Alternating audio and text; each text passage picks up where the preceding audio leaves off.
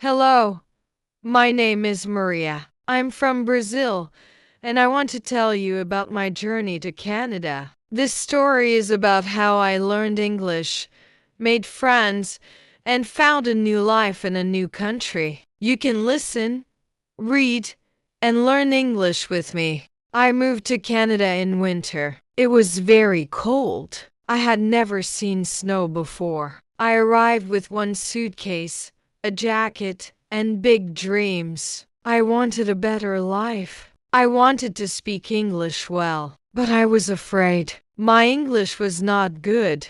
At the airport, I met a kind woman named Sarah. She worked at the help desk. I asked her, "Where is the bus to downtown?" My words were slow, but she smiled. "You speak English very well," she said. I smiled back. That gave me courage. Sometimes one kind word can give you hope.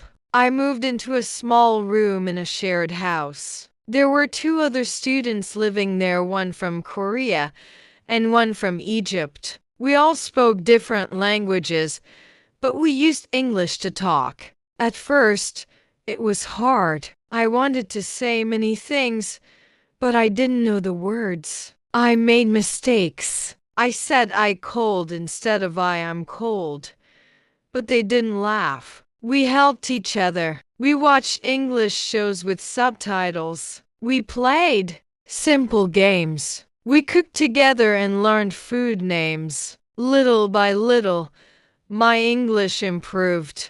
One day, I got lost. I was on the wrong bus. The signs were in English, and I didn't understand them. I asked the driver, "Where is Main Street?" He told me I was far away. He stopped the bus and helped me take the right one. I thanked him again and again. I felt embarrassed but also proud. I had spoken English, and someone understood me. After 3 months, I joined an English class. Our teacher, Mr. Thomas, was very friendly. He told us, "Speak English every day. Don't be afraid. You will learn."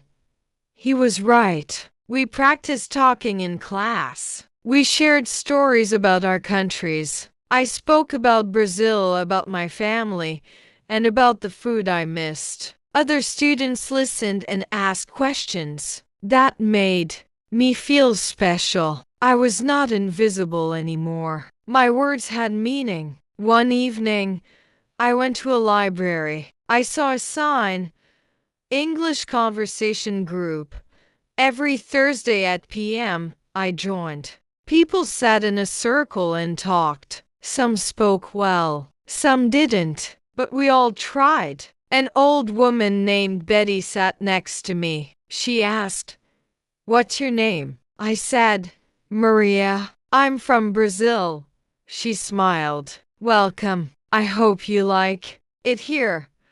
That group became my second family. Every Thursday I practiced speaking, and every week I got better. 1 year later, I had a job at a bakery. I served customers. I took orders. I said, "Would you like a coffee with that?"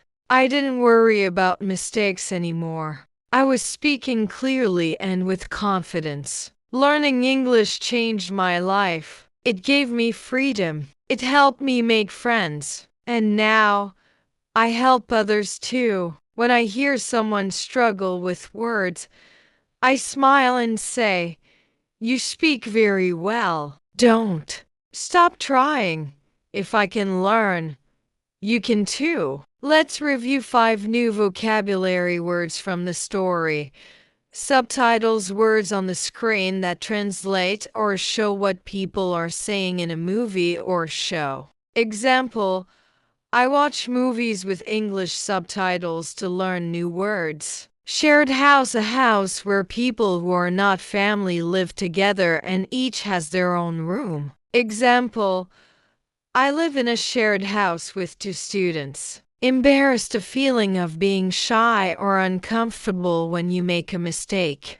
Example: I felt embarrassed when I said the wrong word. Invisible when people do not see or notice you. Example, in the past, I felt invisible because I couldn't speak English. Confidence when you feel sure and strong about what you can do. Example, after 1 year, I had more confidence in my English speaking. If you enjoyed this story, don't forget to like, comment, share, and subscribe to learn English through Stories with Jennifer. We post new English stories every day to help you speak better and understand more. Join us again tomorrow. 40.